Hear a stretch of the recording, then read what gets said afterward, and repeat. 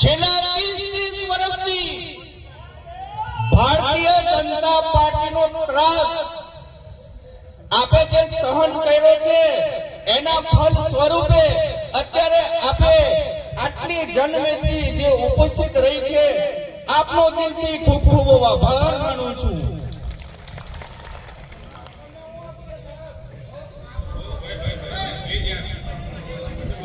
મિત્રો, આવનાર સમય બહુ કઠિન આવે છે, જાગવું પડશે।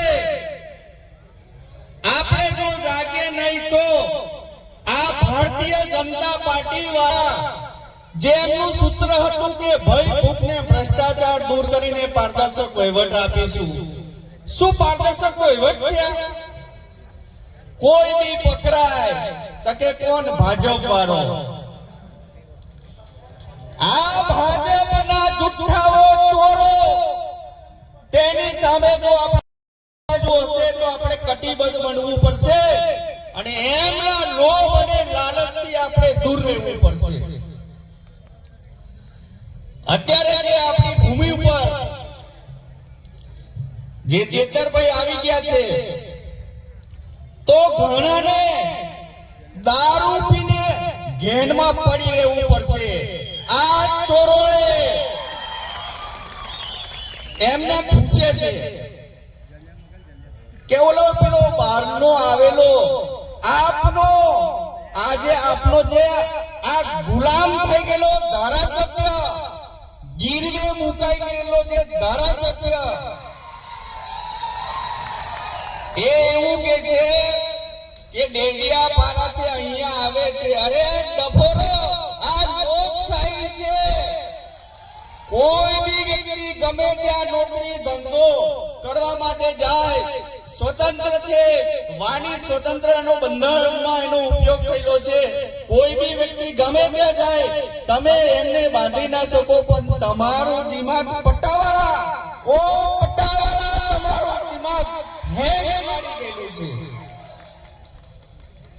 મનીષાબેન વકીલ આવે, ગીતાબેન આવે, ગીતાબેન 5 વર્ષ થઈ ગયા હતા, 5 વર્ષ અલોપ થઈ ગયા હતા। આવે ઉપરથી જેક મારે, અરે તમે બહાર નીકળો, એમના આકાઓ દિલ્હીથી આદેશ કરે કે તમે આગળ નીકળો, નહીં તો આમ આદમી પાર્ટીનું ઝાડુ છે ને તમને વાડીમાં નદીમાં નાખી દેશે।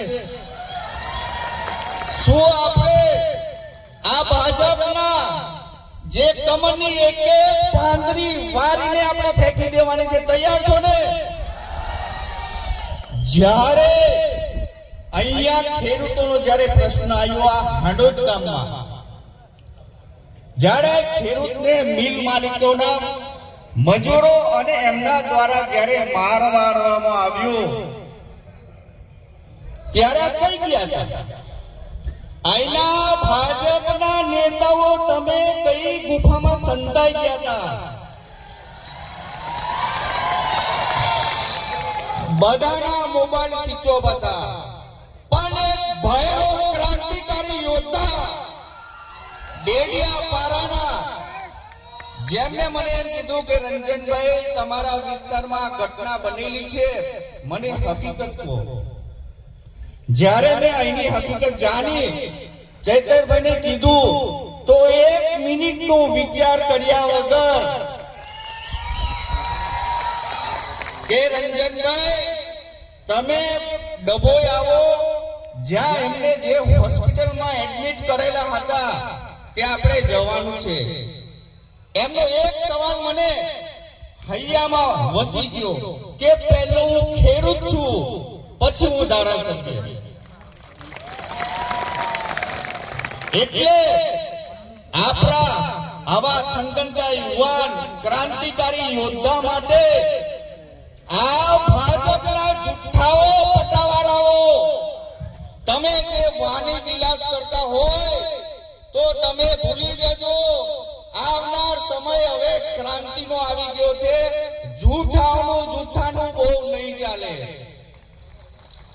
એટલા માટે વધુ ન કહેતા અત્યારે આટલી મોટી સંખ્યામાં જો બધા ઉપસ્થિત છો, આપનું દિલથી સ્વાગત કરું છું અને આવનાર સમયમાં તાલુકા પંચાયત અને જિલ્લા પંચાયતની ચૂંટણીઓ જે આવી રહી છે, ભાજપના આપણે સુપરા સાફ કરવા તમે બધા તૈયાર છો ને? હાથ ઊંચા કરો. ખૂબ ખૂબ આભાર. જય હિન્દ, જય ભારત. ખૂબ ખૂબ આભાર.